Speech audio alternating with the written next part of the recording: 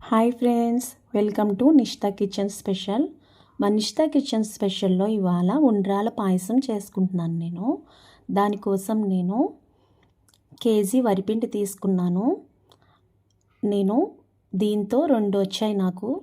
ఈ లోటాతో 2 వస్తే దానికి 3 వాటర్ వేసుకోవాలి. వాటర్ వేసుకున్న తర్వాత అందులో మనం కొంచెం బెల్లం వేసుకొని దాన్ని చక్కగా బాయిల్ అవ్వనివ్వాలి. పక్కన పెనం పెట్టుకొని అందులో 1 స్పూన్ నెయ్యి వేసుకొని, 1 కప్పు జీడిపప్పు, 1 పెద్ద సైజు కొబ్బరికాయ వేసుకొని దాన్ని కూడా శుభ్రంగా ఫ్రై చేసుకోవాలి. చిన్న చిన్న స్లైసెస్గా కట్ చేసుకున్న కొబ్బరి కూడా వేసుకొని ఫ్రై చేసుకోండి. మనం ఆల్రెడీ తీసుకున్న బియ్యం పిండిని మనం ఉక్కబెట్టుకొని దాన్ని చిన్న చిన్న బాల్స్ చేసుకొని పక్కన పెట్టుకోవాలి.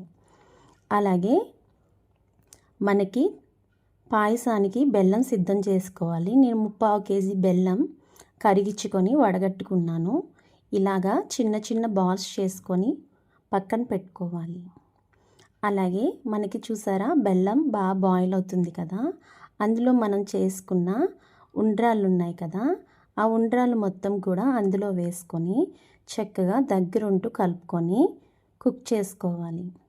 మనం ఆల్రెడీ చేసిన దాంట్లో నేను సగం తీసేసాను. అది తీసిన దాన్ని మనం దోశ బ్యాటర్లా కలుపుకొని పక్కన పెట్టుకోవాలి. అలాగే చూసారా, మనకి ఇలా బాయిల్ అవుతున్నప్పుడు ఇలాచీ పౌడర్ 2 స్పూన్లు వేసుకోండి. నేను షుగర్తో చేసుకొని వేసుకుంటున్నాను. వేసిన తర్వాత దగ్గరుంటూ దాన్ని బాయిల్ చేసుకోవాలి. మనకి ఇలా బాయిల్ అవుతుంది కదా, అప్పుడు మనం ఆల్రెడీ కలిపుంచుకున్న పిండిని కూడా వేసుకొని శుభ్రంగా దగ్గరుంటూ కలుపుకోవాలి. బాగా కలిపిన తర్వాత అందులో మనం ఆల్రెడీ ఫ్రై చేసుకొని పెట్టుకున్న జీడిపప్పు, కొబ్బరి కూడా వేసుకొని ఫ్రై చేసుకోండి. మొత్తం కూడా దగ్గరుంటూ కలుపుకోవాలి. ఒక 2 మినిట్స్ మూత పెట్టి చూస్తే తీసిన తర్వాత మనకి సిద్ధమైపోతుంది. ఫైనల్గా 1 స్పూన్ నెయ్యి వేసుకొని ఈ బెల్లం పాయసం నేను సిద్ధం చేసుకున్నాను. సూపర్ టేస్ట్ ఉంటుంది ఫ్రెండ్స్.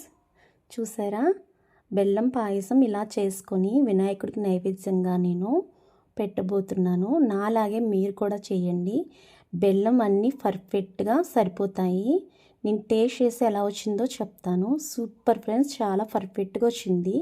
నాలాగే మీరు కూడా చేసుకొని ఎలా వచ్చిందో కామెంట్ చేయండి. సబ్స్క్రైబ్ చేసుకోండి ఫ్రెండ్స్. బాయ్.